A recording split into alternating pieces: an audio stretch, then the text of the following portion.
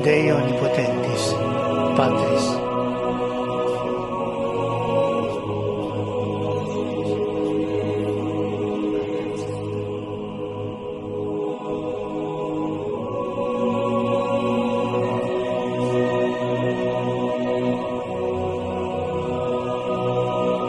Jadi beliau wafat tadi pagi, tapi kan menunggu kepastian wafatnya, maka ditunggu sampai 3 jam kemudian. Jadi saya pulang misa baru tahu, oh Paus wafat. 5 menit kemudian kami mendengar di Roma lonceng sudah saling berbunyi itu.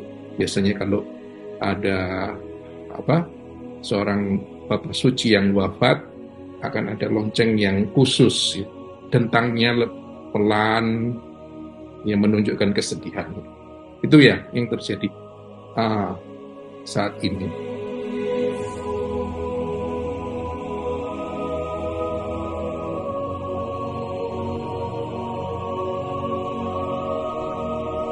Kesan pertama Bapak Suci ini luar biasa ya, orang yang sangat sederhana, yang membuat saya sangat kagum ya. Biasanya kan Paus ini agak distance ya, karena memang harus begitu ya, dijaga protokoler yang begitu rumit ya. Tapi Bapak Suci ini sangat-sangat merakyat, sangat ingin dekat dengan banyak orang, dan ketika bertemu, bersalaman, mendengarkan ajaran-ajarannya, itu sungguh luar biasa.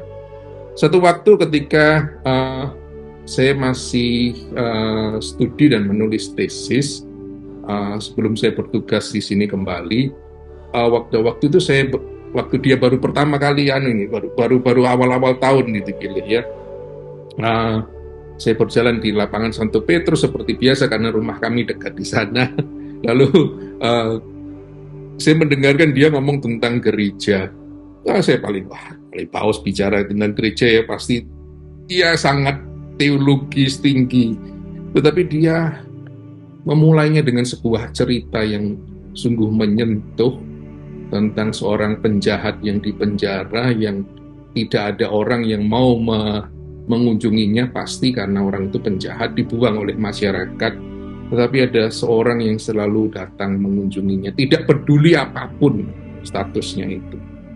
Lalu dia bertanya pada audiens, yaitu gayanya Franciscus Cas ya, bertanya, menurut kalian siapakah yang mengunjungi si penjahat besar ini? Lalu dia jawab sendiri, ibu, seorang ibu, tidak peduli anaknya itu statusnya bagaimana. Lalu dia mengatakan, menutup dengan suatu definisi yang luar biasa, buat saya merinding. Itulah gereja, bunda gereja. Lalu dia mengungkapkan diskursus yang lain ya, tentang gereja sebagai lapangan, rumah sakit lapangan yang menerima orang-orang yang sakit dan untuk disembuhkan ya, bukan orang-orang yang sehat dan orang-orang yang luar biasa saja, tetapi terbuka bagi orang sakit.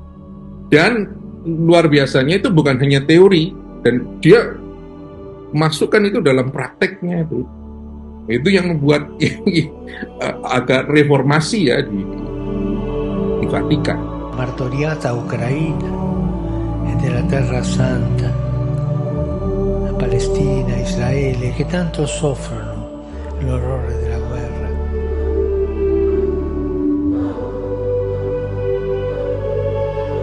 Zaman dia sebagai provinsial di Swiss, pada waktu itu juga sebagai uskup, sebagai kardinal, kan kita sudah tahu ceritanya bahwa dia sangat dekat dengan orang kecil ya. Dia mengalami banyak konflik dengan situasi yang ada di Argentina, dan dia menyukai bersama dengan umatnya di Argentina. Jadi itu tidak berubah ketika dia menjadi paus. Dengan gelandangan-gelandangan yang ada di Roma, dan yang langkah yang luar biasa itu, dia datang ke Pulau Lampedusa di mana Yunani pada waktu itu untuk menerima, mengatakan pada masyarakat Eropa, terimalah ini para pengungsi yang sedang mencari perlindungan, kalau enggak mereka mati gitu. Itu belum ada sebenarnya paus yang seperti begitu ya. Lalu kata-kata dia untuk pergi ke periferi, ke pinggiran, bukan saja sebuah teori tapi kenyataan. Karena pinggiran bukan saja melulu orang-orang yang terpinggirkan itu saja, tetapi juga bunda atau ibu pertiwi ini ya, yang sedang sakit karena dikelola oleh orang-orang yang rakus.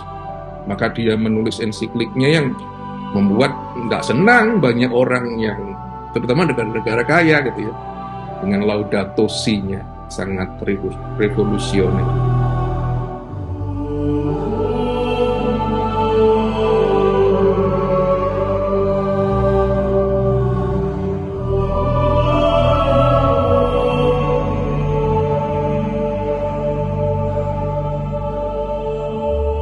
Tidak lelah dia. Saya mengikuti dari Angelus demi Angelus, lalu audiensi demi audiensi, pertemuan dengan para kepala-kepala negara. Dia tidak lelah ngomong tentang perdamaian. Ya, saya melihat bahwa dia sangat menjalankan apa yang dikatakan Yesus pada khotbah di bukit Matius 5 itu, the Beatitudes, berbahagialah orang yang membawa damai, bukan yang menerima damai, karena mereka disebut anak-anak Allah. Jadi membawa damai ini mengerjakan damai, bekerja untuk perdamaian yang pasti akan mengucurkan banyak keringat dan mungkin darah, dan dia tidak takut. Benedicat vos omnipotens Deus, Pater et Filius et Spiritus Sanctus.